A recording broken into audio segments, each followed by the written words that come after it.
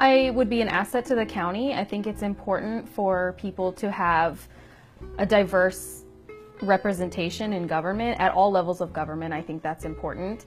And we definitely could use a little bit more diversity in our commissioner's court here. And I don't specifically mean political party, I just mean having different voices at the table benefits everybody, because all of our life experiences and what we've been through gives us a different viewpoint on things, and I think that my viewpoint will benefit the county. I think my overall experience, hands down, makes me the leader in this race. I've had both the public sector experience for a long period of time as well as private sector experience, and I bring that combination to the table. So by far my experience outweighs the other candidate in the race.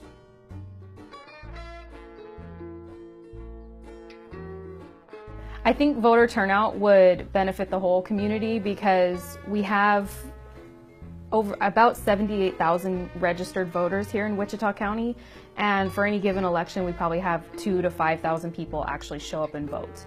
The presidential elections have a little bit of a higher turnout, but when the things that really matter to us most here locally are the local elections, whether it's for elected official positions or bond elections, things like that. Those things really affect our lives, and if we could increase voter turnout, not only would the community probably be happier with the decisions that are made at the end of the day, but we'll all be better off, because we'll be doing something that is going to help the community in the future.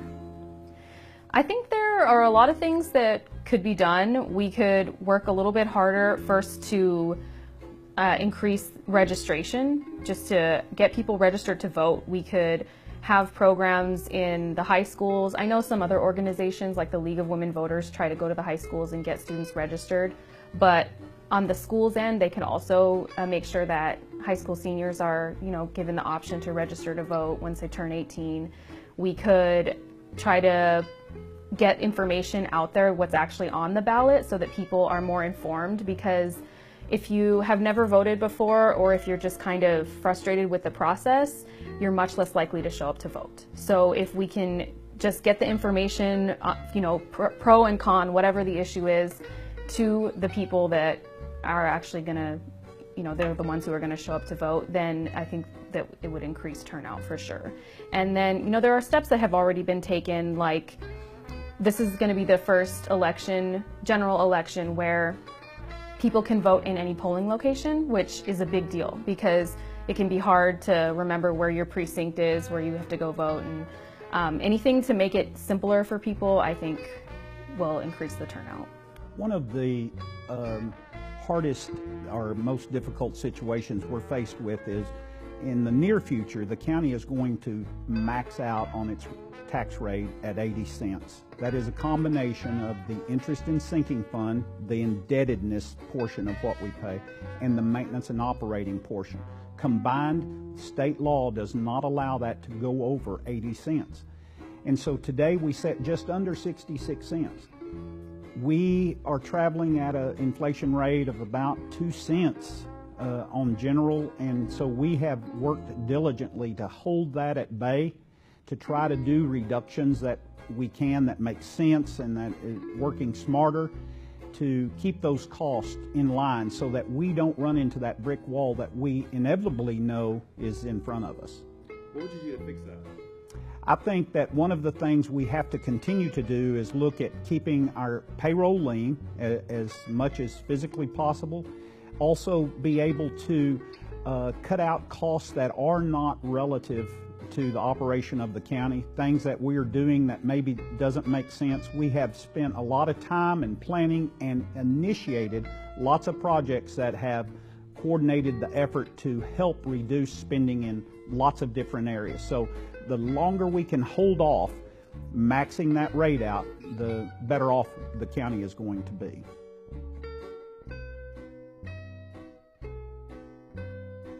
What I mean by that is I will make sure I'll always make sure that what are the basic requirements of the Commissioner's Court, I'll always, do that. I'll show up to the public hearings and private meetings, budget hearings, things like that. But I'll also put in the extra time needed to make up a full-time salary, because the commissioners actually, they do earn a full-time salary. They get paid $62,875 a year, and they actually just voted themselves another raise, a $1,000 raise in the 2019 budget. So that is a very, for this area, that's a good salary. That's over $30 an hour.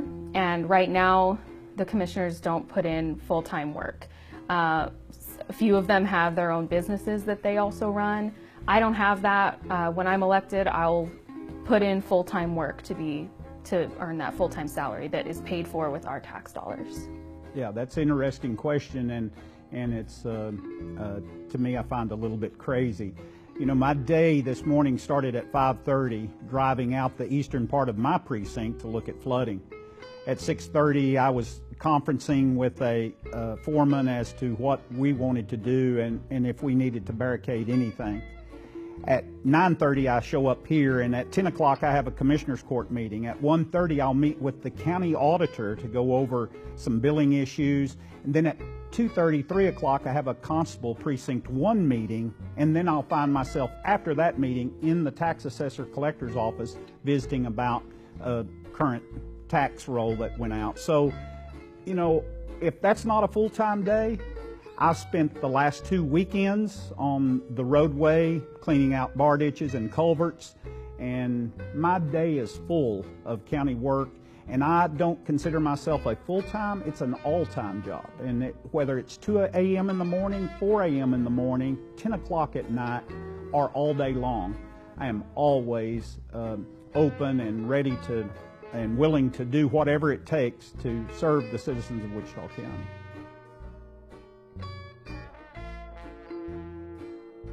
At this point, really, it's just a matter of making sure that people are aware of the dates when early voting starts, which is October 22nd, the locations they can vote and the times. And I think one thing that would help increase voter turnout is it's one thing to give people the information, but it's another thing to say, you know, maybe make a plan for Election Day, who you're going to the polls with. The city or the county or whatever it may be, private organizations can organize buses or rides to the polls, because it's, you know, we have to make sure that people are actually going to show up to vote, and if people don't have the ability, then they're not going to show up. So I know there are other things like Uber and Lyft are offering free rides to the polls, so that's amazing, because anything you can do to get people to actually show up is going to make a big difference. Well, I think we're going to see maybe an easier transition with vote centers coming into play this time. Someone can go and vote even on Election Day at any location the county has open.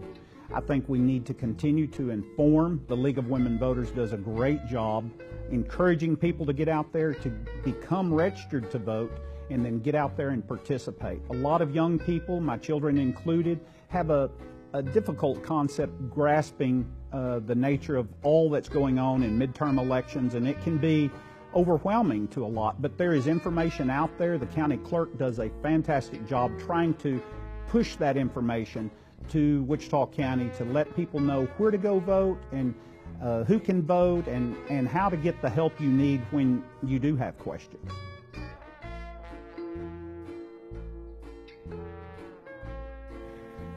Oh man, yeah, that is a tough one. Okay, so trying to think. I guess Vaca Loca. I love Vaca Loca. It's really good. And they have really, really spicy salsa. And I don't know if it's because I'm a baby about it, but I think it's really spicy and it's really good. They have good food. Oh wow, hardest question you've asked me yet. My travels take me across several. And so in Electra, Texas, when I'm there, Carlitos is the place to go, no doubt. And I will park halfway in between my transition of driving to Electra and Wichita Falls. El Sancho's I will park, hard to beat. But my probably most time is spent across from the Impact Center at lunches at El Norteño's in Wichita Falls. So I am a connoisseur of good Tex-Mex food, and I love to go to any of those places and eat.